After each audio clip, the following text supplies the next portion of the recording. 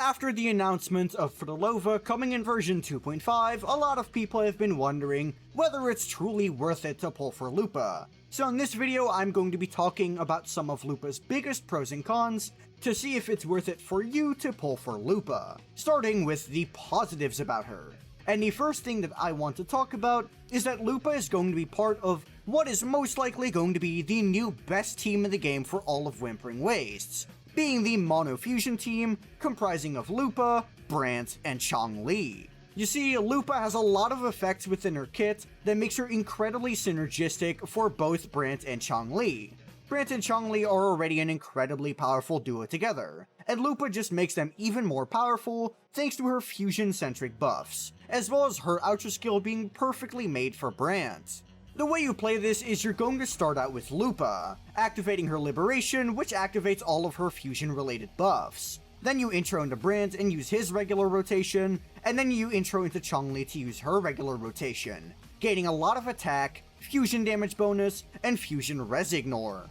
But why is this comp going to be so powerful in Whimpering Wastes? Chong-Li and Brant is already one of the best duo combinations for all of Whimpering Wastes. However, Lupa makes them even stronger, not just by increasing their damage output, but also by having a high damage output herself.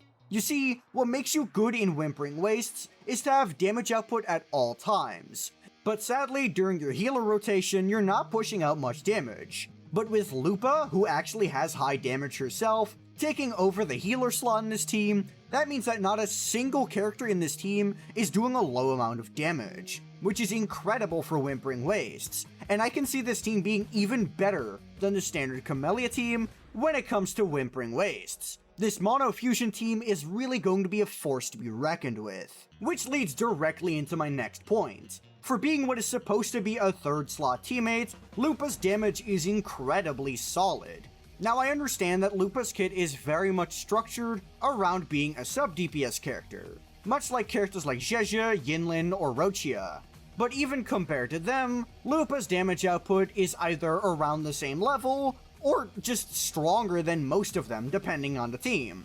Within the Mono Fusion team, her damage output is going to be higher than any sub-DPS in the game, aside from Brant or Yinlin.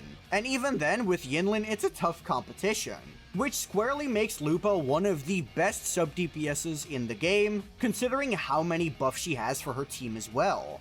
Not only are you going to run Flaming Claw Print on her, which will buff the entire team's fusion damage bonus by 15%, you will also be able to give the entire team attack percent, as well as giving resistance ignore for fusion. So despite Lupa's damage not even being better than that of Brant or Yinlin, she has more buffs in her kit than those two. Ultimately meaning that in terms of value, she is either going to be straight up better or at least on the same level than these two characters. However, obviously with sub-DPS characters, you always have to point out the fact that despite Lupa doing more in a vacuum, the better character is always going to be the one that just supports better DPS characters. And this brings me to my next point, being the fact that Lupa is able to support multiple DPS characters. Most sub-DPSs kind of run into the curse of where they truly only have one or maybe two DPSs that they truly function with. However, Lupa, because of how many generalist buffs she has for the fusion teams, she is able to support every single fusion character quite effectively. Brant DPS, Lupa's your gal. Chong-Li, Lupa's your gal. Encore, Lupa's your gal. Shishia, you can still run Lupa and Brant. Even if you don't have Brant, you can still run Lupa because she just has that many buffs. Now, I'm obviously not saying that Shishia, Lupa, and Shorekeeper is going to be on the same level as the Triple Fusion team. I'm not even gonna say it's competitive to other limited 5 stars, because that would be wrong. But it definitely makes Shishia a lot more viable, especially if you have Brant on your account as well. Because when we start looking at the Triple Fusion team, with Shishia, Brant, and Lupa, we start getting some very respectable numbers. And this is based on Lupa's buffing alone. A character that isn't going to need as much help though is Encore, because even if you run a team of Lupa, Encore, and Shorekeeper, you're still going to be reaching very competitive numbers. Numbers that are actually able to compete with characters like Camellia, and while Encore doesn't have the AoE that Camellia does, it's still incredibly impressive, especially when you consider the fact that Tower of Adversity is primarily boss-focused. So fear not, if you don't have Chong-Li or Brant, you're still able to make perfect use of a Lupa. And even if you didn't have those fusion characters, Lupa can still find herself a home within Quickswap teams. Lupa does have some pretty long animations in her kit, for example her Forte skill, as well as her Forte heavy attack. These pretty long animations can be very easily abused when it comes to swap cancels. And because swap canceling is such a powerful playstyle, and nearly always better than just running a hyper carry comp, this gives Lupa a unique utility. Now I will say, it's not going to be as good as someone like Chong-Li. I don't even think it's going to be as good as someone like Shengliao or Brant, but it's still a pretty good playstyle in which you're going to be able to exploit Lupa. One big benefit that Lupa does have over Brant is the fact that much like Chong-Li, she is good on both grounded combat as well as aerial combat. Brant's kit revolves almost entirely around being in the air, which makes him incredibly awkward for grounded characters like Phoebe or Shengliao when you try to quickswap them together. But because Lupa is able to do both, it means that not only is she able to quickswap with Brant, Chong-Li, or Jinshi, she's also going to be good with characters like Shengliao and Phoebe. Another bit of utility that Lupa possesses is that much like Shorekeeper, she's going to be able to give you free dodges. While most players won't really be able to use this because they just dodge the attacks anyway, it's still pretty useful for those who have bad ping or bad FPS, or just skill issue, because it means that even if you get hit, you're still able to easily recover. Getting hit can be pretty damning in this game, because you get stunned for quite a large amount of time, so if you're able to recover from that, that's just a pretty good time save for those of us who aren't really that good at dodge timing. Then it's time to get into some negatives for Lupa, which to be honest, I think they're kinda nitpicks, but still, they are there. The first thing is that Lupa is not really that great outside of fusion teams.